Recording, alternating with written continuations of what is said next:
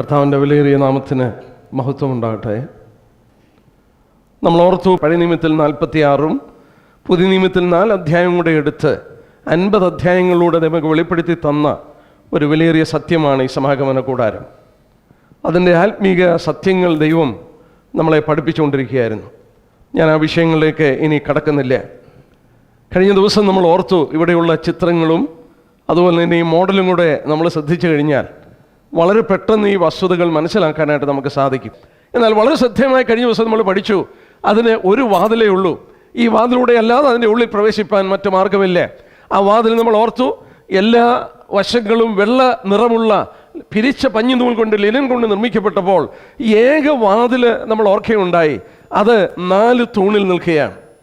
ആ 4 തൂണിൽ 4 നിറമുള്ള നൂലുകൾ കൊണ്ട് നെയ്തെടുത്തൊരു ഗേറ്റാണ് ഇവിടെ. അത് ശ്രദ്ധിക്കുകയുണ്ടായി. പ്രത്യേക ദൈവം എടുത്ത് പറഞ്ഞു, 4 തൂണിൽ 4 നിറമുള്ള നൂലുകൾ കൊണ്ട് നെയ്തെടുത്തു. നമ്മൾ ഓർത്തു, ആ വാതിൽ കർത്താവായ യേശുക്രിസ്തുവാണ്. എന്നിലൂടെ അല്ലാതെ ആരും എൻ്റെ പിതാവിൻ്റെ അടുക്കൽ കടന്നു വരില്ല. It is only one way, there is only one way, Christ is that door. ഞാനാണ് വാതിലെന്ന് കർത്താവ് പറയുകയുണ്ടായി. 4 സുവിശേഷങ്ങൾ ഉയർത്തിപ്പിടിച്ചിരിക്കുന്നു, 4 നിറമുള്ള നൂലുകൾ. നമ്മളതിനെക്കുറിച്ച് പഠിക്കുകയുണ്ടായി. യേശുക്രിസ്തുവിൻ്റെ മഹത്വമാണ് 4 സുവിശേഷന്മാർ എടുത്ത് കാണിച്ചത്. ആ നിറമുള്ള നൂലുകൾ കർത്താവിൻ്റെ വ്യത്യസ്ത വശങ്ങളെ ചൂണ്ടിക്കാണിക്കുകയായിരുന്നു. നമ്മളത് പഠിച്ചു. കർത്താവാണ് ആ ഏക വാതിൽ.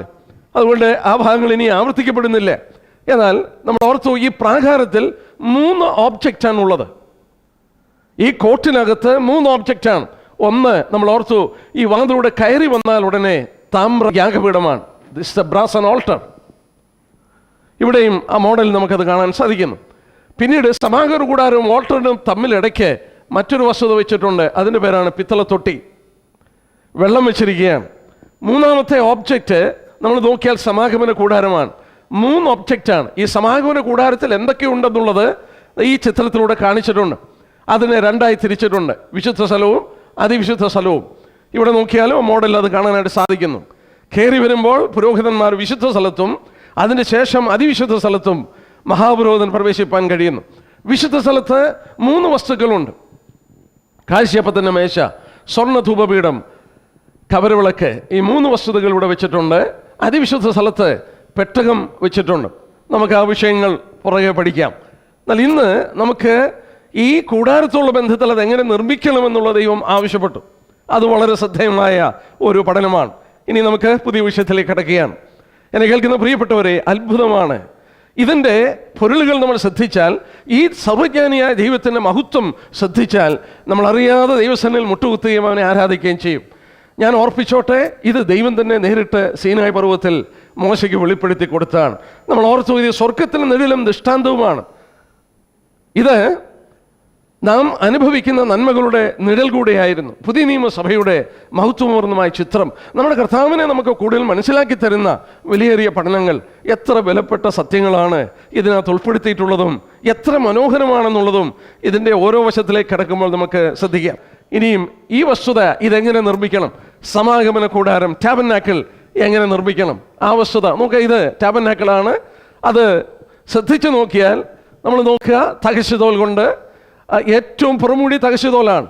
അതിൻ്റെ അടിയിൽ ചുവപ്പിച്ച ആട്ടുകൊറ്റൻ്റെ തോല്, അതിൻ്റെ അടിയിൽ ആട്ടുരോമം കൊണ്ട് ഉള്ളത്, അതിൻ്റെ അടിയിൽ പിരിച്ച പഞ്ഞുനൂൽ കൊണ്ട്, 4 നിറമുള്ള നൂലുകൾ കൊണ്ട് കെരൂബുകളെ നെയ്തെടുത്ത ഒരു കർട്ടൻ. ആ കർട്ടനൊക്കെ ദൈവം എങ്ങനെ സൃഷ്ടിക്കണമെന്ന് പറഞ്ഞു. എത്ര ദൈവത്തിൻ്റെ ജ്ഞാനം അതിൽ ഓരോന്നിലും ശ്രദ്ധിപ്പാനായിട്ട് സാധിക്കും. എന്തുകൊണ്ടാണ് ഇങ്ങനെ? നമ്മൾ ഓർത്തതുപോലെ 4 കർട്ടൻസാണ് ഈ സമാഗമന കൂടാരത്തെ കവർ ചെയ്യുന്നത്. നമ്മൾ ഓർക്കണം, ഇതാണ് സമാഗമന കൂടാരം. ഇതിൻ്റെ പുറത്ത് 4 കവറിങ് ആണ്. ആദ്യം പഞ്ഞിനൂൽ കൊണ്ടുള്ള ഒരു കവറിങ്. ആ കവറിങ്ങിനെ ദൈവം 2ആയിട്ടുണ്ടാക്കണം. സ്വർണ്ണ കൊളുത്തുകൾ കൊണ്ട് കൊളുത്തിയെടുത്ത് കെരൂബുകൾ നെയ്തെടുത്താണ്. പുരോഹിതനകത്ത് കയറുമ്പോൾ കാണുന്നത്, മുകളിൽ കാണുന്നത് കെരൂബുകളെ നെയ്തെടുത്ത ആ പഞ്ഞിനൂൽ കൊണ്ടുള്ള വസ്തുതയാണ്. അതിൻ്റെ പുറത്ത് ആട്ടുരോമം കൊണ്ട് പൊതിയപ്പെട്ടിരിക്കുകയാണ്, സെക്കൻഡ് കവറിങ്. അതിൻ്റെ പുറത്ത് ചുവപ്പിച്ച ആട്ടുകോലിൻ്റെ തോല് പൊതിഞ്ഞിരിക്കുകയാണ്. അതിൻ്റെ പുറത്ത് തകശുതോൽ കൊണ്ട് പൊതിഞ്ഞിരിക്കുകയാണ്. ആ തകശുതോല് ഇത് മൊത്തം അങ്ങ് കവർ ചെയ്യും. അപ്പോൾ പുറത്തുനിന്ന് പോകുന്ന ഒരാൾക്ക് ഈ സ്വർണം പൊതിഞ്ഞ പലകളൊന്നും കാണാനായിട്ട് സാധിക്കുകയില്ല. ഇതിനകത്തോട്ട് നോക്കിയാൽ അറിയാം, ഇത് വിശുദ്ധ സ്ഥലം, ഇത് അതിവിശുദ്ധ സ്ഥലം.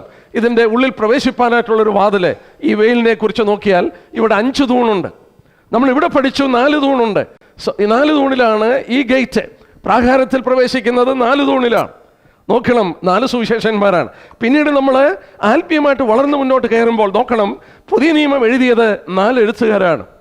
ഈ 4 തൂണിൽ നോക്കുക, ആ വസ്തുത ഇവിടെ വെളിപ്പെടുത്തി തരികയാണ്. നമുക്ക് ആ വസ്തുതകൾ പിന്നീട് ശ്രദ്ധിക്കാം. എന്നാൽ ഇനി നമ്മൾ ഇതിൻ്റെ പഠനത്തിലേക്ക് കിടക്കുകയാണ്. ഇത് എങ്ങനെ നിർമ്മിക്കണമെന്നുള്ള ദൈവം പറഞ്ഞു. ആ വിഷയത്തിലേക്ക് പോകാം. എന്നാൽ ഒരു കാര്യം കൂടെ പറഞ്ഞിട്ട് ഞാൻ ഇതിനകത്ത് പ്രവേശിക്കാം.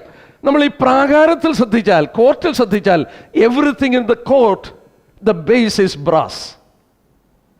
Everything is brass. ഇതിൻ്റെ തൂണുകളുടെ ചൂട് ബ്രാസാണ്. അത് ബ്രാസ് ആൻഡ് ഓൾട്ടറാണ്. ഇവിടെ ഈ മുഖം നോക്കുന്നത് പോളിഷ്ഡ് ബ്രാസാണ്. Everything is brass. കോർട്ടിനകത്ത് സാമാന്യ ജനം കടന്നു വരുന്നിടത്തെല്ലാം ബ്രാസാണ്. നമ്മൾ എന്തുകൊണ്ടെന്നുള്ളത് പഠിക്കാം. എന്നാൽ ഇതിനകത്ത് കയറിയാൽ എവറിത്തിങ് ഈസ് ഗോൾഡ്. ഇതിനകത്ത് മുഴുവൻ ഗോൾഡാണ്. മാത്രമല്ല, ഇവിടെ ശ്രദ്ധിച്ചു നോക്കിയാൽ ഇതിനകത്ത് കയറിയാൽ അതിൻ്റെ ബേസ് സിൽവറാണ്. നോക്കിയേ, ഇതിൻ്റെ ചുവട് സിൽവറാണ്. ഇവിടെ ആ ചിത്രം വെളിപ്പെടുത്തിയിട്ടുണ്ട്, ആ പലകൾ. ഈ ഭാഗത്തിലേക്ക് നമുക്ക് കിടക്കാം. ഈ സിൽവർ ഏതാണ്ട് 6 ടണ്ണോളം വരും ഇതിൻ്റെ സിൽവർ ബേസ്. അതിന് കണക്കുകൾ കൃത്യമായിട്ട് ഞാൻ എടുത്തു തരാം. 6 tons ഓഫ് സിൽവറിലാണ് ഈ സ്വർണ്ണ പലകൾ, കതിർമരം കൊണ്ട് നിർമ്മിക്കപ്പെട്ട പലകൾ ഉറപ്പിച്ചു നിർത്തി. ഇത് 3 കാണിച്ചിട്ടുള്ളൂ. 4 റോഡുകൾ കൊണ്ട് അതിനെ കണക്ട് ചെയ്ത് ഈ ഓരോ പലകളും ഒരു വെളിച്ചം പോലും അകത്ത് കയറാതെ ഒന്നോടൊന്ന് ചേർത്തിരുത്തി ദൈവം അതിനെ ഒന്നിപ്പിച്ച് വെച്ചിരിക്കുകയാണ്. നമുക്ക് ആ ഭാഗത്തിലേക്ക് കടന്നു വന്ന് പഠിക്കാൻ പോവുകയാണ്. എന്നാൽ നമ്മൾ ഓർക്കുക, ഇതിൻ്റെ ബേസ് മുഴുവൻ നമ്മൾ നോക്കിയാൽ നമ്മൾ ഓർത്ത പോലെ third object in the court, ഈ കോർട്ടിലെ 3ാമത്തെ ഓബ്ജക്റ്റാണ് ടാബർനാക്കിൾ. ഇതാണ് ടാബർനാക്കിൾ. ഇത് കവർ ചെയ്ത് കഴിഞ്ഞാൽ ഇത് ടാബർനാക്കിളായി. ഇതിൻ്റെ അതിവിശുദ്ധ സ്ഥലത്താണ് ദൈവം ഇറങ്ങി വന്ന് ഷേഖന്ന ഗ്ലോറിയിൽ വസിക്കുന്നത്. യെസ്, ഹോളി പ്ലേസിൽ നാച്ചുറൽ ലൈറ്റ് ഇല്ല. ഹോളി പ്ലേസിൽ കവരവിളക്കിൽ നിന്നുള്ള വെളിച്ചമേ ഉള്ളൂ. അതിവിശുദ്ധ സ്ഥലത്ത് ദൈവത്തിൻ്റെ ഷേഖന്ന ഗ്ലോറി. അതൊക്കെ എന്താണെന്നുള്ളത് ഓർപ്പിച്ചിട്ടുണ്ട്. പിന്നീട് നമുക്ക് അതിനെക്കുറിച്ച് നോക്കാം. നമുക്ക് ഈ വിഷയത്തിലേക്ക് കടന്നു പോകാം. ആദ്യമായിട്ട് നമുക്ക് ഈ ബോർഡും അതിൻ്റെ സോക്കറ്റിനെ കുറിച്ച് പഠിക്കാം. ഇതിൻ്റെ ബോർഡ്സും ഇതുണ്ടാക്കിയിരിക്കുന്ന ബോർഡുകളും അതിൻ്റെ സോക്കറ്റിനെ കുറിച്ച് പഠിക്കാം. പറയുന്ന വേദഭാഗങ്ങൾ എഴുതുന്നവർക്ക് എഴുതിയെടുക്കാം. അതിന് ശേഷം ഞാൻ ആവശ്യമുള്ളത് മാത്രമേ വായിക്കുകയുള്ളൂ. പുറപ്പാട് 26-ന്റെ 15 തൊട്ട് 25 വരെയും 36-ന്റെ 20 തൊട്ട് 30 വരെയും. രണ്ടാമത്തെ റിഫറൻസ് ബാർസ് 5 എണ്ണം. ഇവിടെ നോക്കിയാൽ കാണാം, 4 എണ്ണമേ കാണാനൊക്കത്തുള്ളൂ. 1, 2, 3, 4. ഒരെണ്ണം അകത്തൂടെ പോവുകയാണ്. 5 ബാറുകൾ കടത്തിവിടുന്നു. 5 ബാറുകളാണ് അതിനെ പിടിച്ചു നിർത്തിയിരിക്കുന്നത്. എന്താണെന്നുള്ളത് ശ്രദ്ധിക്കാം. അതിൻ്റെ റെഫറൻസ് പുറപ്പാട് 26-ന്റെ 26 തൊട്ട് 28 വരെയുള്ള വാക്യം. എക്സോഡസ് 26-28. 36 എക്സോഡസ് 36-ന്റെ 31 തൊട്ട് 33 വരെയുള്ള വാക്യം. പിന്നീട് ഈ ബോട്ട്സുകളെ ഗോൾഡ് കൊണ്ട് കവർ ചെയ്യുന്നതും ഇതിൻ്റെ ഗോൾഡൻ റിങ്സിനെ കുറിച്ചും വെളിപ്പെടുത്തിയിട്ടുണ്ട്. അത് വളരെ പ്രാധാന്യതയുള്ളതാണ്. പുറപ്പാട് 26-ന്റെ 29 തൊട്ട് 30 വരെയും 36-ന്റെ 34-ാമത്തെ വാക്യവും. ഇനി നമുക്ക് ആവശ്യമുള്ള ഭാഗങ്ങൾ ഞാൻ വായിക്കും. അതനുസരിച്ച് പഠനം നമുക്ക് മുന്നോട്ട് കൊണ്ടുപോകാം. ഇനി എടുക്കുന്ന വിഷയം first thing is silver sockets. ഇതിൻ്റെ അടിയിലുള്ള ഈ സിൽവർ സോക്കറ്റ്, ഇതിൻ്റെ ഫൗണ്ടേഷൻ എന്ന് പറയുന്നത് സിൽവറാണ്. ഞാൻ ഓർപ്പിച്ചു, ഏതാണ്ട് 6 tons ഓഫ് സിൽവർ അതിലാണ് ഇത് ഉറച്ചു നിൽക്കുന്നത്. അതങ്ങനെ അത്രയും ഉണ്ടോ എന്നൊക്കെ ഉള്ളത് കണക്കുകൾ കൃത്യമായി നമുക്ക് നോക്കി മനസ്സിലാക്കാം. ഞാൻ വാക്യം വായിക്കുന്നു. പുറപ്പാട് പുസ്തകം 30-ാം അധ്യായം എടുക്കാം. സിൽവർ സോക്കറ്റ്സിൻ്റെ പഠനത്തിന് എക്സോഡസ് ചാപ്റ്റർ 30. പുറപ്പാട് പുസ്തകം 30-ാം അധ്യായം. 30-ാം അധ്യായത്തിൻ്റെ 11 തൊട്ട് 16 വരെയുള്ള വാക്യം ആദ്യം വായിക്കാം.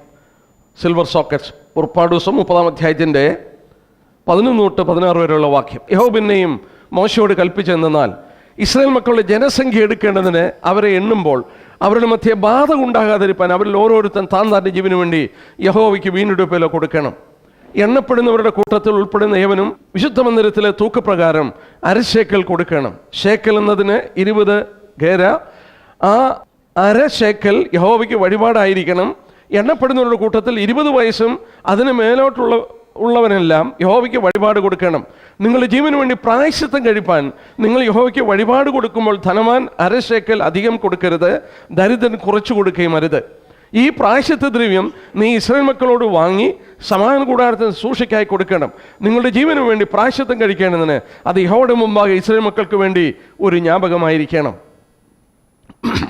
നമ്മൾ ശ്രദ്ധിച്ചു നോക്കിയാൽ പുറപ്പാട് ദിവസവും, ഇനി ഞാൻ പറയുന്ന റെഫറൻസുകൾ നോട്ട് ചെയ്തോണം, ഞാൻ വായിക്കുന്നില്ലേ. പുറപ്പാട് 25 ആദ്യത്തെ 9 വാക്യം വായിച്ചാൽ ദൈവം ഇസ്രായേലിനോട് പറയുന്നുണ്ട്, സ്വമേധയായി തരുന്നവരുടെ കയ്യിൽ നിന്ന് വഴിപാടുകൾ മേടിക്കുക, തൻ്റെ ആലയം ഉണ്ടാക്കുവാനായിട്ട് നല്ല മനസ്സോടെ തരുന്നവനോട് മേടിക്കുക. Everything was free will offered. അതിൻ്റെ സ്വർണം, മറ്റ് വസ്തുതകളൊക്കെ, വെള്ളി, പല സാധനങ്ങളും ഇതിൻ്റെ പണിക്കുള്ളതൊക്കെ അവർ ഫ്രീ വിൽ ഓഫറിംഗ് ആയിട്ട് ദൈവത്തിന് കൊടുത്തു. 25-ാം അധ്യായത്തിൻ്റെ ആദ്യ ഭാഗത്ത് പറയുന്നുണ്ട്, അതിൻ്റെ നൂല്, അതിൻ്റെ പഞ്ഞിനൂല്, കോലാട്ടിടവും ചൂപ്പിച്ചാട്ടുകുറ്റ, തകശുതോല്, വിളക്കിനെണ്ണ, അഭിഷേകതൈലം എല്ലാം സ്വമേധയായി കൊടുക്കുന്നവരോട് മേടിക്കാൻ പറഞ്ഞു, free will offering. But there was one exception. ഇതിൽ ഒരു എക്സെപ്ഷൻ ഉണ്ട്. ആ എക്സെപ്ഷനാണ് നമ്മളിപ്പോൾ വായിച്ചത്.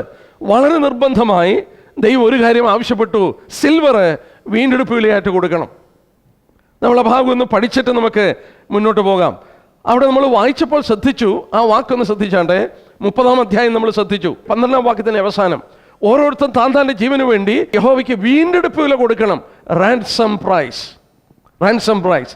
അതിൻ്റെ 15-ാം വാക്യം, നിങ്ങളുടെ ജീവന് വേണ്ടി പ്രായശ്ചിത്തം കഴിപ്പാൻ നിങ്ങൾ യഹോവയ്ക്ക് വഴിപാട് കൊടുക്കുമ്പോൾ ധനവാൻ അരശേക്കല് അധികം കൊടുക്കരുത്, ദരിദ്രൻ കുറച്ചും കൊടുക്കരുത്. ഇവിടെ ജീവന് വേണ്ടിയാണ് ഇത് കൊടുക്കുന്നതെന്നുള്ളത് പറയുന്നു. എന്തിനാണ് ജീവന് വേണ്ടി ഇത് കൊടുക്കുന്നത്? അതിൻ്റെ 12-ാം വാക്യം നോക്കിയാൽ അത് വളരെ ശ്രദ്ധേയമായൊരു കാര്യമാണ്. എന്തിനാണ് ഇത് കൊടുക്കുന്നത്? ആ 12-ാം വാക്യം ഒന്ന് ശ്രദ്ധിച്ചാട്ടെ. 12-ാം വാക്യത്തിൽ നമ്മൾ കാണും, ഇസ്രായേൽ മക്കളുടെ ജനസംഖ്യ എടുക്കേണ്ടതിന് അവരെ എണ്ണുമ്പോൾ അവരുടെ മധ്യേ ബാധ ഉണ്ടാകാതിരിപ്പാൻ അവരിൽ ഓരോരുത്തരും താൻ്റെ ജീവന് വേണ്ടി യഹോവയ്ക്ക് വീണ്ടെടുപ്പുകൾ എടുക്കണം. അപ്പോൾ അവർക്ക് ജനസംഖ്യ എടുക്കുമ്പോൾ, ജനങ്ങളുടെ എണ്ണം എടുക്കുമ്പോൾ ബാധ വരാതിരിപ്പാൻ, ആളുകൾ മരിക്കാതിരിപ്പാൻ അരശേക്കൽ വെള്ളി അവരെ വീണ്ടെടുപ്പിലായി കൊടുക്കണം. ഇതെന്തൊരു സ്ട്രേഞ്ച് പ്രമാണമാണ്. ജനസംഖ്യ എണ്ണുമ്പോൾ ബാധയുണ്ടായി മരിക്കാതിരിപ്പാൻ അരശേക്കൽ വെള്ളി വെച്ച് വീണ്ടെടുപ്പിൽ കൊടുക്കണം. എന്തിനാ സൗരന്മാരെ അങ്ങനെ രേഖപ്പെടുത്തിയിരിക്കുന്നത്? നമ്മൾ ഓർക്കണം, ഇസ്രായേൽ ദൈവത്തിൻ്റെ ജനമാണ്. സൈന്യങ്ങളുടെ യഹോവയാണ് അവരുടെ ദൈവം. അവരെ ശത്രുവിൻ്റെ കയ്യിൽ നിന്ന് വിടുവിക്കുന്ന ദൈവമാണ്. സൈന്യത്താലും ശക്തിയാലും അല്ല, എൻ്റെ ആത്മാവിനാൽ അത്രയെന്നവരെ ദൈവം പഠിപ്പിച്ചു. God is a protector. ദൈവത്തെ അവിടെ പരിചയപ്പെടുത്തിയത് സൈന്യങ്ങളെ യഹോവ എന്നാണ്. ശത്രുവിൻ്റെ കയ്യിൽ നിന്നുള്ള മോചനം കൊടുക്കുന്നത്, വിടുതൽ കൊടുക്കുന്ന ദൈവമാണ്. എന്നാൽ ഒരു ലോകമനുഷ്യൻ, ലോകജാതികൾ സൈന്യത്തിൻ്റെ എണ്ണം നോക്കും, അവരുടെ ശക്തിബലം നോക്കും, സൈന്യത്തിൻ്റെ ബലം എണ്ണും. അത് സൈന്യങ്ങളെ എണ്ണം എടുക്കുമ്പോൾ ഒരു പ്രൈഡ് മനസ്സിലുണ്ടാകും, ഒരു അഹന്തയുണ്ടാകും. നമ്മൾ വായിക്കുന്നുണ്ട്, വചനത്തിൽ വളരെ വ്യക്തമായി വായിക്കുന്നുണ്ട്. 2 ശമൂവേൽ 24-ാം അധ്യായത്തിൽ ഒരിക്കൽ ദാവീദ് ഇങ്ങനെ ഒരു എണ്ണം എടുത്തു. എല്ലാം സ്വസ്ഥമായിട്ടിരുന്നപ്പോൾ തൻ്റെ മനസ്സിൽ തോന്നി, 2 ശമൂവേൽ 24 തനിക്കൊന്ന് എണ്ണം എടുക്കണം. പക്ഷേ ഈ പ്രമാണം താൻ ആചരിച്ചില്ല. താൻ എണ്ണമെടുത്തു. 70,000 70,000 മരിച്ചു. അന്ന് എണ്ണിയപ്പോൾ യഹൂദ ഗോത്രത്തിൽ തന്നെ ഏതാണ്ട് 5 ലക്ഷം ആളുകളാണ് 20 വയസ്സിന് മുകളിലോട്ട് യുദ്ധ പ്രാപ്തന്മാരായിട്ടുള്ളവർ. ഏതാണ്ട് 8 ലക്ഷം ജനങ്ങൾ യുദ്ധം ചെയ്യുവാൻ കഴിവുണ്ടെന്ന് ദാവീദ് അങ്ങോട്ട് മനസ്സിലാക്കി. ഒരു ചെറിയ അഹന്ത മനുഷ്യനാണല്ലോ മനസ്സിലുണ്ടായപ്പോൾ ദൈവം ബാധ അങ്ങോട്ട് അയച്ച് മനുഷ്യനെ കൊല്ലുവാനായിട്ട് ആരംഭിച്ചു. ഇസ്രായേൽ മക്കളുടെ ദൈവം സൈന്യങ്ങളുടെ ദൈവമാണ്. അവരെ പ്രൈഡാകാതിരിപ്പാൻ അവരുടെ, നമ്മൾ വായിച്ചതോർക്കണം, ദൈവം അല്ലെങ്കിൽ ബാധ അയക്കുമെന്ന് പറഞ്ഞു. നമ്മൾ ശ്രദ്ധിച്ചു, ദാവീദ് എണ്ണമെടുത്തപ്പോൾ അവിടെ ബാധ അയച്ചു, ആളുകളെ ദൈവം കൊന്നു. ഇവിടെ നമ്മൾ വായിക്കുന്നു, ഇസ്രായേൽ മക്കളുടെ എണ്ണമെടുക്കുമ്പോൾ ബാധയുണ്ടാകാതിരിപ്പാൻ നിങ്ങൾ വീണ്ടെടുപ്പില കൊടുക്കണം. എത്ര വിലപ്പെട്ട ഒരു സത്യമാണ്. ഇവിടെ നോക്കണം, ഈ ആളുകൾ 20 വയസ്സിന് മുകളിലോട്ടുള്ള ആളുകളൊക്കെ എണ്ണമെടുക്കുകയാണ്. അവർ ഇസ്രായേലിൻ്റെ സൈന്യത്തിൽ ചേരുകയാണ്. ഇസ്രായേലിൻ്റെ സൈന്യം എന്ന് പറഞ്ഞാൽ എന്താണ്? യഹോവയുടെ സൈന്യമാണ്, ദൈവത്തിൻ്റെ സൈന്യമാണ്. ദൈവത്തിൻ്റെ സൈന്യത്തിലായിത്തീരുക എന്ന് പറഞ്ഞാൽ അത് വളരെ വിലപ്പെട്ട ഒരു വസ്തുതയാണ്. എന്നാൽ ഈ ദ്രവ്യത്തിനൊരു പേര് കൊടുത്തു. ഞാൻ ആ ഭാഗം ഒന്ന് ഓടിച്ച് പറഞ്ഞുവിടാം. ആ ദ്രവ്യത്തിനൊരു പേര് കൊടുത്തു. എന്താ പേരെന്ന് നോക്കിയേ? വീണ്ടെടുപ്പ് വില, റാൻസം പ്രൈസ്. 15-ാം വാക്യം, അറ്റോൺമെന്റ് മണി. അറ്റോൺമെന്റ് മണി, പ്രായശ്ചിത്ത ദ്രവ്യം, അറ്റോൺമെന്റ് മണി. അറ്റോൺമെന്റ് എന്നുള്ള വാക്കിന്റെ അർത്ഥം ഹെബ്രായ ഭാഷയിൽ കാഫർ എന്നാണ്. കാഫർ എന്ന് പറഞ്ഞാൽ ടു കവർ എന്നാണ്, മൂടുക. ഇനി ഞാൻ പറയുന്ന വാക്യം ഞാൻ എടുത്ത് വായിക്കാതെ ഞാൻ അങ്ങ് പോവുകയാണ്. ഇതാദ്യം നമ്മൾ വായിക്കുന്നത് ഉൽപ്പത്തി പുസ്തകം 6-ാം അധ്യായത്തിൻ്റെ 14-ാമത്തെ വാക്യമാണ്. ഉൽപ്പത്തി 6:14. കാഫർ എന്നുള്ള വാക്ക് ബൈബിളിൽ ആദ്യം കാണുന്ന അവിടെയാണ്. അത് രസകരമായൊരു വാക്യമാണ്. അത് വായിക്കുമ്പോൾ ഈ എന്താണ് പ്രായശ്ചിത്തം എന്നുള്ള വാക്കിൻ്റെ അർത്ഥം നമുക്ക് മനസ്സിലാക്കാൻ സാധിക്കും. 6-ാം അധ്യായത്തിൻ്റെ 14-ാമത്തെ വാക്യം, നീ ഗോഫർ മരം കൊണ്ടൊരു പെട്ടകം ഉണ്ടാക്കണം, പെട്ടകത്തിന് അറകൾ ഉണ്ടാക്കി അകത്തും പുറത്തും കീൽ തേക്കണം.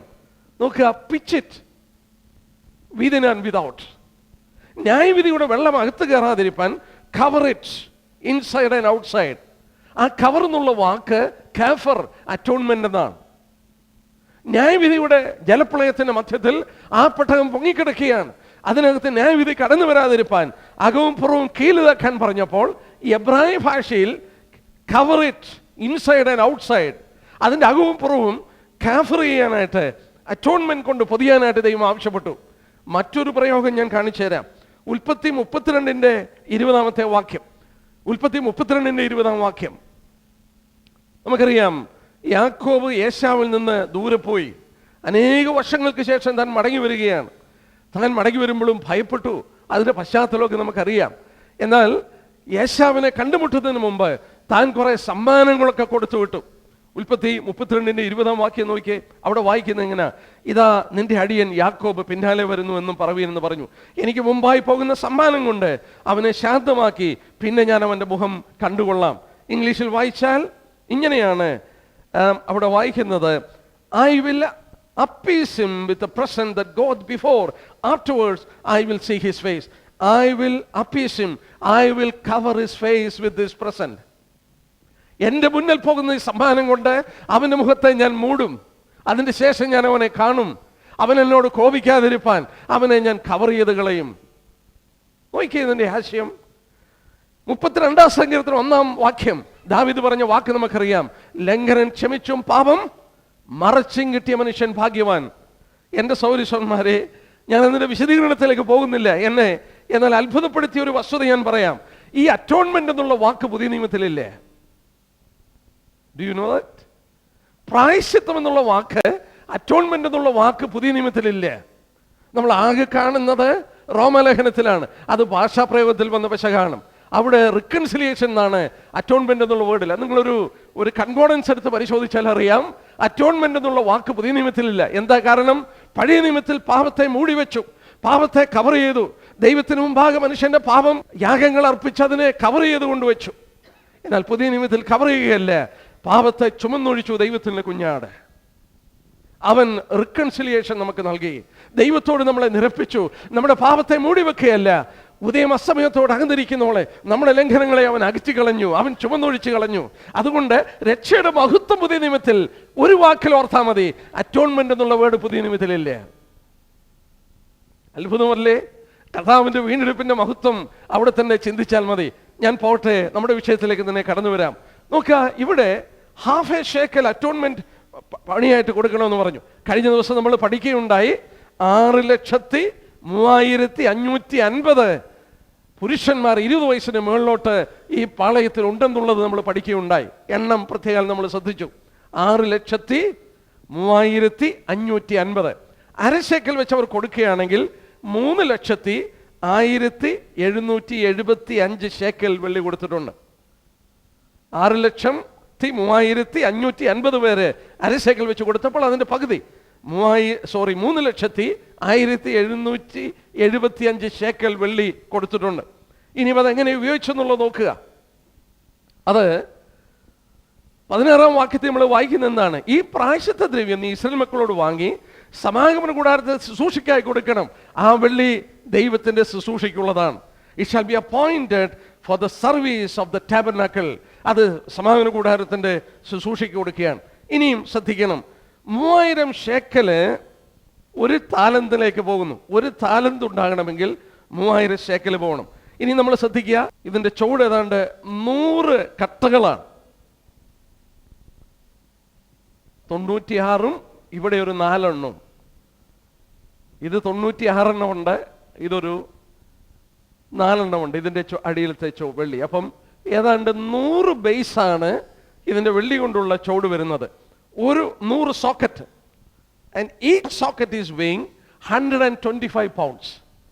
ഈ ഓരോ വെള്ളിച്ചൂടും ഒരു പലകയുടെ അടിയിൽ 2 സോക്കറ്റാണ്. നോക്കിയേ, ഒരു പലകയുടെ അടിയിൽ 2 സോക്കറ്റാണ്.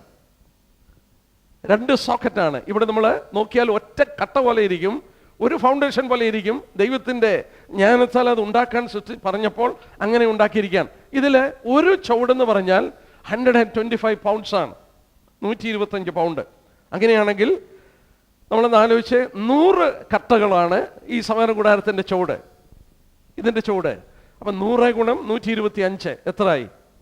100 ഗുണം 125 ഏതാണ്ട് 12,500 പൗണ്ട്സ്. 12,500 പൗണ്ട് ഉണ്ട്. 12,500 പൗണ്ട് കിലോഗ്രാമിലേക്ക് ആക്കിയാൽ ഏതാണ്ട് 6,000 ചില്ലുവാനും കിലോഗ്രാം വരും. That is about 6 tons of silver. Can you imagine? ഈ സമാഗമന കൂടാരത്തിൻ്റെ ചുവട് നമ്മൾ ഓർത്തതുപോലെ ഒരു പലകയുടെ ചുവടിൽ 2 എണ്ണം വെച്ച് ഏതാണ്ട് 100 ചുവടാണ്. ഓരോ ചുവടും 125 പൗണ്ട് തൂക്കമുണ്ട്. അങ്ങനെ വരുമ്പോൾ 12,500 പൗണ്ട് റാത്തൽ മാത്രം ഇതിന് തൂക്കമുണ്ട്. അത് കിലോഗ്രാമിൽ തൂക്കിയാൽ ഏതാണ്ട് 6,000 കിലോഗ്രാം വരും. It is about 6 tons of silver. എന്തിനാ ദൈവം ഇത് ഇത്രയും പറഞ്ഞത്? 6 ടണ്ണിൽ ഇത് ഉണ്ടാക്കണമെന്ന് പറഞ്ഞത്. നമ്മൾ ഓർത്ത ഇസ്രായേൽ ജനം എവിടെയാണ്? മരുഭൂമിയിലാണ്. നമ്മുടെ കർത്താവ് പറഞ്ഞ ഒരു സംഭവം നമുക്കറിയാം, ഒരു ഉപമ നമുക്കറിയാം. മത്തായിയുടെ സുവിശേഷം 7-ാം അധ്യായം. വളരെ പരിചയമുണ്ട്. ആ ഭാഗം ഇതോട് ചേർത്തൊന്ന് വായിച്ചു നോക്കി. ബുദ്ധിയുള്ള മനുഷ്യനും ബുദ്ധികെട്ട മനുഷ്യനും വീട് പണിയുന്നു. നമ്മൾ എല്ലാം വായിക്കുന്ന സമയത്തിൻ്റെ പരിധി കൊണ്ട് 7-ാം അധ്യായത്തിൻ്റെ 24 തൊട്ട് 27 വരെയുള്ള വാക്യം. ബുദ്ധിയുള്ളവൻ പാറമേൽ പണിതു വീട്, ബുദ്ധികെട്ടവൻ മണൽമേൽ പണിതു. ഞാൻ ചോദിച്ചോട്ടെ, ഈ സമാഗമന കൂടാരം എവിടെയാണ്? ഈ സമാഗമന കൂടാരം എവിടെയാണ്? കാറ്റടിച്ചുകൊണ്ട് മാറുന്ന മണലിലാണ്, മരുഭൂമിയിലാണ്. സീനായ് പർവ്വതത്തിന്റെ അടിവാരത്തിൽ വെച്ചാണ് ഏതാണ്ട് 6-ാം മാസം അവർ അവിടെ കടന്ന്. 6-ാം മാസത്തിൽ അവർക്ക് ഇതിന്റെ ഇൻസ്ട്രക്ഷൻ കിട്ടി. ഞാൻ ആ കണക്കുകൾ എടുത്തു തരാം. ഈജിപ്തിൽ നിന്ന് വിട്ട് 3 മാസമായപ്പോൾ സീനായുടെ അടിയിൽ വന്നു. അവിടെ നിന്ന് അപ്പം 3 മാസമാകുമ്പോൾ 90 ദിവസമായി. അതിനുശേഷം മോശപർവ്വതത്തിൽ കയറി 40 ദിവസം, വീണ്ടും 40 ദിവസം, ഏതാണ്ട് 6 മാസം ആ പർവ്വതത്തിന്റെ അടിവാരത്തിൽ അവർ പാർത്തു. ഇതിന്റെ ഇൻസ്ട്രക്ഷൻസ് കിട്ടാൻ, ഈ സമാഗമന കൂടാരം പണിയാൻ 6 മാസം, ഈജിപ്തിൽ നിന്ന് വിട്ടിട്ട് 6 മാസം എടുത്തു. അതിന്റെ ശേഷം തിരുവചനത്തിൽ വായിക്കുന്നു, 2-ാം വർഷം 1-ാം മാസമായപ്പോൾ അവരിത് എറക്റ്റ് ചെയ്ത് കഴിഞ്ഞു. 6 മാസം കൊണ്ട് അവരിത് എറക്റ്റ് ചെയ്തു. നമ്മൾ ഓർക്കണം, ഇന്നത്തെ പോലെ കടകളൊന്നുമില്ല. Everything has to be made with hand. ഇതിന്റെ തുണികളും എല്ലാം നെയ്തെടുക്കണം. എന്താ കാരണം? അവരങ്ങോട്ട് വിട്ടിട്ട് 6 മാസമേ ആയുള്ളൂ. അവരുടെ ദൈവത്തിന്റെ മഹത്വം അവർ കണ്ടു. ദൈവത്തിന് വേണ്ടി ഒരു ആലയം ഉണ്ടാക്കാൻ പറഞ്ഞപ്പോൾ അവർ എല്ലാം വില്ലിംഗ്ലി കൊടുക്കുക മാത്രമല്ല, അവർ ഉത്സാഹിതരായ അവരുടെ കരം കൊണ്ട് 6 മാസം കൊണ്ട് ഇത്ര മഹത്വമുള്ളമായൊരു മന്ദിരം ദൈവത്തിന് വേണ്ടി പണിതെടുത്തു. Within 6 months. It's a wonder. എന്നാൽ നമ്മൾ ഓർക്കണം, അപ്പോഴും അവർ ആ മരുഭൂമിയിലാണ്. സീനായ് പർവ്വതത്തിൽ അവർക്ക് കിട്ടിയിട്ട് അടുത്ത 40 വർഷം അവരിതും ചുമന്നുകൊണ്ട് നടക്കുകയാണ് മരുഭൂമിയിൽ മുഴുവൻ. ആ മരുഭൂമിയിൽ പോകുമ്പോൾ മത്തായി 7-ൽ കർത്താവ് വായിച്ചു, ബുദ്ധികെട്ടവന്റെ വീടിന്റെ അടിത്തറ മണൽമേലാണ്. മരുഭൂമിയിൽ കൊടുങ്കാറ്റടിച്ച് ഈ മണലാരണ്യങ്ങൾ മാറിക്കൊണ്ടിരിക്കുമ്പോൾ മാറാതെ ഒരു സോളിഡ് ഫൗണ്ടേഷൻ ദൈവം കൊടുത്തു. ആ ഫൗണ്ടേഷൻ സിൽവർ കൊണ്ട് ദൈവം കൊടുത്തു. എന്തിനാണ് ദൈവം ഈ സിൽവർ ഫൗണ്ടേഷൻ കൊടുത്തത്? വീണ്ടും നമ്മൾ എടുത്ത് ശ്രദ്ധിച്ചു നോക്കിയാൽ ഈ സിൽവർ ഫൗണ്ടേഷൻ കൊടുത്തതിന് ഒരു പ്രത്യേക കാരണമുണ്ട്. നമ്മൾ തിരുവചനത്തിലേക്ക് ശ്രദ്ധിച്ചു നോക്കിയാൽ നമ്മൾ ഇവിടെ പഠിച്ചുകൊണ്ടിരുന്നത് വീണ്ടെടുപ്പ് വിലയാണ് 1/2 ശേക്കൽ. മനുഷ്യനെ വിൽക്കുകയും വാങ്ങുകയും ചെയ്തത് വെള്ളിയിലാണ്. യോസെഫിനെ 20 വെള്ളിക്കാശിന് വിറ്റു. കർത്താവിനെ ഒറ്റിക്കൊടുത്തത് 30 വെള്ളിക്കാശിന്. മനുഷ്യന്റെ വിലയായിരുന്നു ഈ വെള്ളി എന്നുള്ളത് പ്രത്യേകം നമ്മൾ ശ്രദ്ധേയമായ ഒരു കാര്യമാണ്. എൻ്റെ സഹോദരന്മാരെ, കർത്താവ് ഇവിടെ ഒരു ടൈപ്പ് നമ്മളെ പഠിപ്പിക്കുകയാണ്. വീണ്ടെടുപ്പ് എന്നുള്ളതിൻ്റെ ടൈപ്പ് നമ്മൾ നോക്കിയേ. ഈ പ്രായശ്ചിത്തം ലേവ്യാപുസ്തകം 17-ാം അധ്യായം എടുത്ത് നോക്കിയാട്ടെ. ലേവ്യാപുസ്തകം 17-ാം അധ്യായം 17 അതിൻ്റെ 11-ാമത്തെ വാക്യം. Leviticus chapter 17 versus 11. അവിടെ എന്താ വായിക്കുന്നത്? മാംസത്തിന്റെ ജീവൻ രക്തത്തിലല്ലോ ഇരിക്കുന്നത്. യാഗപീഠത്തിന്മേൽ നിങ്ങൾക്ക് പ്രായശ്ചിത്തം കഴിപ്പാൻ ഞാൻ അത് നിങ്ങൾക്ക് തന്നിരിക്കുന്നു. രക്തമല്ലോ ജീവൻ മൂലം പ്രായശ്ചിത്തമാകുന്നത്. നോക്കുക, ആ പ്രായശ്ചിത്തം കവറിങ് ബ്ലഡ് കൊണ്ടാണ്. ദൈവയുടെ നോക്കിയേ, ഈ കവറിങ്, ചോര ചിന്താതെ പാപത്തിനൊരു കവറിങ് ഇല്ല പഴയ നിയമത്തിൽ. ഈ പ്രായശ്ചിത്ത ദ്രവ്യത്തിലൂടെ ദൈവം ഒരു പാഠം നമ്മളെ പഠിപ്പിക്കുന്നു. തൻ്റെ പുത്രന്റെ ചോരയാണ് നമുക്ക് വീണ്ടെടുപ്പ് സാധിപ്പിച്ചു തന്നത്. ആ ചോരയാണ്, അവന്റെ വീണ്ടെടുപ്പിന്റെ മഹത്വമാണ് ഇതിന്റെ ഫൗണ്ടേഷൻ. ആ written foundation, on solid foundation.